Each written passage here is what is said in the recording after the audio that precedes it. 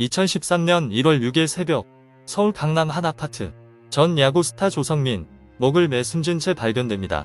하지만 이것은 단순한 자액스살 사건이 아니었습니다. 이미 5년 전 국민 여신 최진실이 남긴 비극과 기묘하게 맞닿아 있는 충격적 연속 사건의 시작이었죠. 한때 사랑받던 두 사람, 그러나 그 사랑은 끝내 배신과 악몽으로 변했습니다. 조성민이 남긴 마지막 5년의 흔적, 아무도 풀지 못한 숨겨진 진실. 왜 그들은 이렇게 같은 방식으로 세상을 떠난 걸까요? 13년에 걸친 사랑과 죽음, 언론과 루머 속에 감춰진 비밀이 드디어 드러날 수 있을까요? 지금까지 모두가 외면했던 이야기, 여러분이 처음 마주하게 될 충격적 사건입니다. 영상 시작 전 좋아요와 구독으로 이 숨겨진 진실을 함께 확인하세요. 조성민은 1973년 4월 5일 서울특별시 성동구 중곡동에서 태어났습니다. 아버지 조주영이 한일은행 은행원으로 훗날 영동, 서초동 지점장까지 올라간 입지전적인 인물인지라 어려서부터 매우 유복하게 지냈습니다. 초등학교 4학년 때 가족이 연천군 화진초등학교에서 강동구 둔촌동으로 이사하며 조성민도 둔촌초등학교로 전학을 갔습니다. 이때부터 야구부 생활을 시작했는데요. 훗날 194cm까지 자라는 체격은 이미 이때부터 운동부가 눈독을 들일 정도였고, 한창 때 운동선수로 활약한 데다 한때 한국실업야구 최강을 자랑했던 한일은행 소속 은행 간부였던 아버지 조주영의 인맥 덕에 야구인들에게 일찌감치 눈에 띌 수 있었습니다. 게다가 누나 조성미 역시 사이클 선수로 활약한 적이 있는 등 엘리트 운동선수 집안 출신. 고교 때 이미 국제대회 출전 기회를 가져 해외에 이름을 알린 것에 더해 대학 재학 중에도 미국 버팔로에서 열린 유니버시아드 대표팀에 선발되어 박찬호와 함께 인상 깊은 활약을 펼쳤습니다. 압도적인 강속구를 가진 박찬호에 비해서는 평가가 낮았지만 조성민 역시 메이저리그 일부 팀들의 관심을 얻는 데에는 성공했고, 이 중에는 몇 년 후 봉준근을 영입하게 되는 애틀랜타 브레이브스와 과거 최동원에게 입단 계약을 제시하고, 훗날 류현진을 통해 결국 한국 선수를 품에 안은 토론토 블루제이스도 있었습니다. 이때 링크가 낮다는 토론토로 진출했으면 박찬호와 함께 사이좋게 메이저리그에서 롱런할 수도 있었을 것이지만, 웬일인지 그는 이 선택을 하지 않고 그냥 대학을 졸업해버렸고 미국에도 가지 않았습니다. 이런 우여곡절 끝에 조성민은 1995년 말 요미우리 유니폼을 입었습니다. 1998년에는 선발 로테이션에 정착, 원본과 원투를 곁들여가며 전반기에만 7승을 올리는 등 물오른 기량을 과시하며 생애 처음이자 마지막인 올스타 멤버로도 선발되었습니다. 타석에서도 투수치곤 상당히 준수한 타격을 보여주며 3할 타율을 기록하기도 했습니다. 이때까지가 그의 커리어 정점인데요. 야구선수로서 본인이 구상했던 위치와 가장 근접한 것도 이때였을 것입니다. 잘생긴 외모 탓에 여성 팬들도 많았으며 90년대부터 2000년대 초반까지는 예능 프로그램에도 활발히 출연했을 정도로 좋은 이미지를 유지했습니다. 2000년대 이후 조성민이 언론에 비춰지는 모습만 기억하는 젊은 층들은 잘 모르지만 한때 정말 큰 인기와 영향력을 자랑했던 야구선수였습니다. 고등학생 시절부터 배우 최진실의 팬이었다고 합니다. 실제로 그의 고등학교 동창 친구의 증언에 의하면 최진실의 사진이 인쇄된 책받침과 여러 사진들을 갖고 다니며 나중에 꼭 최진실과 결혼할 거라고 밝혔다고 합니다. 하지만 이 당시 그 결혼이 훗날의 비극을 초래할 것이라고 아무도 생각하지 못했었습니다. 1998년 12월에 방송을 통하여 서로를 처음 만난 후 조성민이 구애하여 둘의 관계는 연인 사이로 발전하였습니다. 그러나 그와 최진실의 연애는 순탄치 않았는데 나이 차이와 서로의 직업적 특성 등을 들어 조성민의 아버지와 최진실의 어머니 모두 결혼을 반대했기 때문입니다. 결혼 전 기사, 이혼 직전 기사일 때 조성민은 자액스살 기도까지 하였고 결국 양가의 허락을 받아내어 2000년 12월에 결혼식을 올리게 되었으며 최진실과의 사이에 일남일녀를 두게 됩니다. 결과론적이지만 이것이 조성민과 최진실 두 사람의 가족 모두에게는 본격적인 비극의 시작이었으므로 양가의 우려는 현실이 된 셈입니다. 2001년 8월 1일 첫째 환희를 낳았습니다.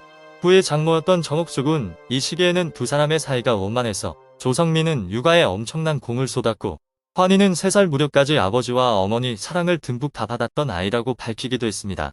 그러나 2002년 12월 18일 조성민은 자신의 사무실에 기자들을 불러서 기자회견을 자청한 뒤 최진실을 유책 배우자라고 비난하였고, 이 과정에서 자신이 출산을 앞둔 최진실을 폭행했다고 밝히기까지 했습니다. 그러나 최진실이 이혼을 강하게 반대하여 결국 소송은 못하였고 대신 별거를 택했습니다. 이에 조성민은 2004년 9월까지 자주 최진실에 관한 명예훼손을 일삼았습니다. 결국 2003년 3월에는 앞선 유책 배우자 발언 때문에 벌금형을 선고받았습니다. 이 시기의 행동은 씻을 수 없는 과오이며 최진실의 가족들과 본인의 자식들에게도 큰 불행을 떠안겨주게 됩니다. 결국 2004년 8월 조성민은 자택에서 최진실을 폭행하였고 최진실은 더 이상 혼인 관계를 지속할 수 없다고 판단하여 이혼소를 제기했습니다. 9월 이혼에 합의했고 조성민이 슈크림빵 사업을 하며 최진실 가족을 상대로 빌렸던 돈을 갚지 않는다는 조건으로 친권은 모두 최진실에게 넘겨주었습니다.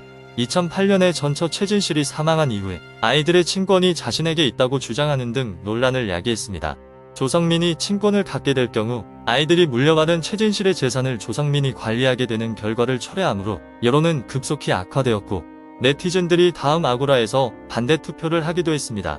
정옥숙 또한 그가 자녀들의 생일에 조차 한 번도 오지 않았다면서 반발하였습니다. 이에 조성민은 돈 문제에 관해서 최진실의 개인 재산을 신탁재산으로 바꾸어 아이들을 위해 관리하려는 생각이었다고 해명했습니다. 그리고 최진실과 이혼한 지 3년 뒤인 2007년 말에 재혼 사실이 알려졌습니다. 2년 전인 2005년에 이미 재혼했다는 것이 뒤늦게 알려진 것인데 상대가 이혼 과정 당시 연인관계를 부인했던 신마담으로 알려져 아니라고 우기더니만 사실이었군이란 눈초리를 받았습니다. 2008년 10월 여성 잡지에서 자신의 아내는 사업 수완이 좋은 사람이고 엔터테인먼트 분야의 지인도 많은 사람이라고 소개했습니다. 하지만 결국 이 여자와도 헤어지게 됩니다. 2008년 10월 전 아내 최진실이 사망하자 시신이 발견되었던 아파트에 찾아와서 시신 확인을 했습니다.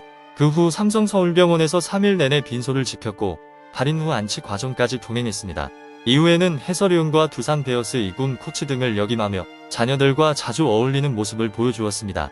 자녀들은 여전히 아빠에게 어색한 감정을 가지기는 했지만 야구장에도 같이 오고 최진실의 추모식에도 참석하는 등 아빠로서의 역할을 하려는 모습을 보여줬습니다.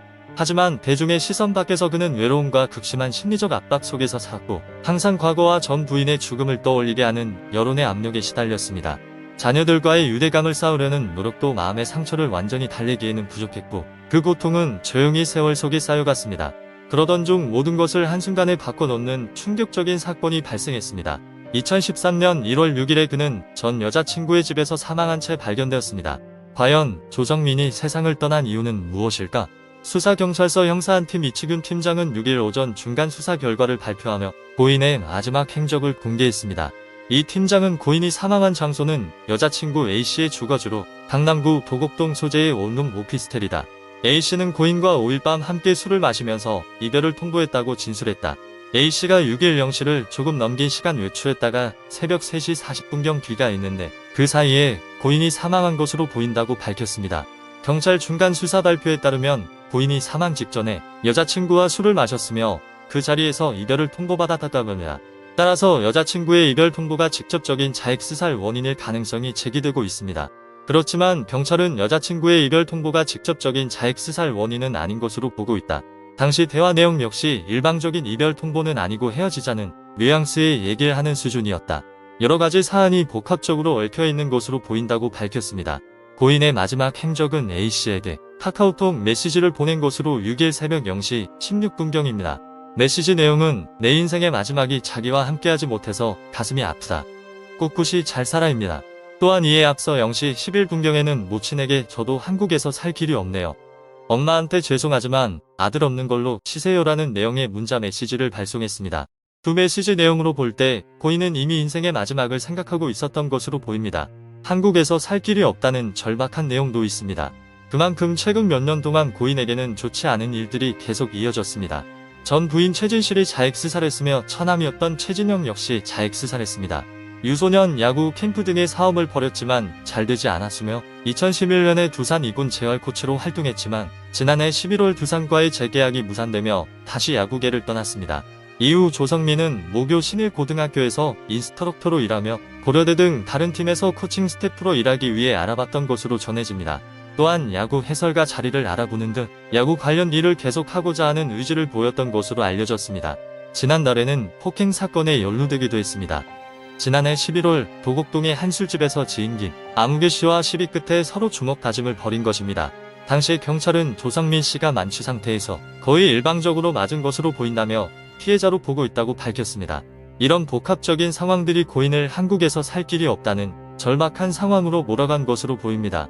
조성민까지 스스로 생을 마감하면서 조성민의 자녀들은 어머니 최진실, 외삼촌 최진영, 아버지 조성민과 모두 자익스살로 사별하게 되었습니다. 공교롭게도 셋 다 향년 만 39세, 연 나이 40세, 새는 나이로 41세였습니다. 출관 예식은 2013년 1월 8일, 모교인 고려대학교 안암병원 장례식장에서 치렀습니다. 자액스살했기 때문에 장례 미사는 받지 못했고 출관 예식만 치렀습니다. 조성민의 비보는 고 최진실의 소식만큼 믿기 어려웠습니다. 최진실이 세상을 떠났을 당시의 기억은 아직도 생생합니다. 그 직후 정신과 진료를 찾는 사람들이 크게 늘어났고 많은 이들이 깊은 충격과 상실감을 호소했습니다. 게다가 최진실의 동생이었던 최진영까지 연이어 세상을 떠나면서 세 사람의 연속된 비극은 과연 막을 수 없는 일이었는지 많은 이들이 안타까워했습니다. 이러한 소식도 충격적이지만 남겨진 아이들에게 미칠 영향 또한 우려됩니다. 엄마와 외삼촌에 이어 아빠까지 세상을 떠나면서 아이들은 큰 상실감을 느낄 수밖에 없습니다. 부모는 언제나 자신을 지켜줄 존재라는 믿음이 사라졌기 때문입니다. 갑작스러운 비극 앞에서 아이들은 이를 이해하기도 전에 대중의 관심과 시선을 감당해야 합니다. 아직 어린 나이에 내가 뭘 잘못해서 이런 일이 생겼나라는 무의식적인 죄책감을 가질 수도 있게 주변에서 객관적인 사실을 알려주고 따뜻하게 보듬어주는 것이 무엇보다 필요합니다. 조성민, 최진실, 최진영의 비극은 한 가족의 아픔일 뿐만 아니라 삶의 연약함과 보이지 않는 압박의 무게에 대한 깊은 생각을 대중에게 심어줍니다. 주변 사람들을 돌보고 경청하고 나누는 법을 배우는 것이 그 어느 때보다 중요합니다. 따뜻한 한마디가 힘겨운 영혼을 구할 수 있기 때문이죠. 끝까지 시청해주셔서 감사합니다. 채널에서 연예인에 대한 흥미로운 이야기를 놓치지 않으려면 좋아요와 구독을 잊지 마세요.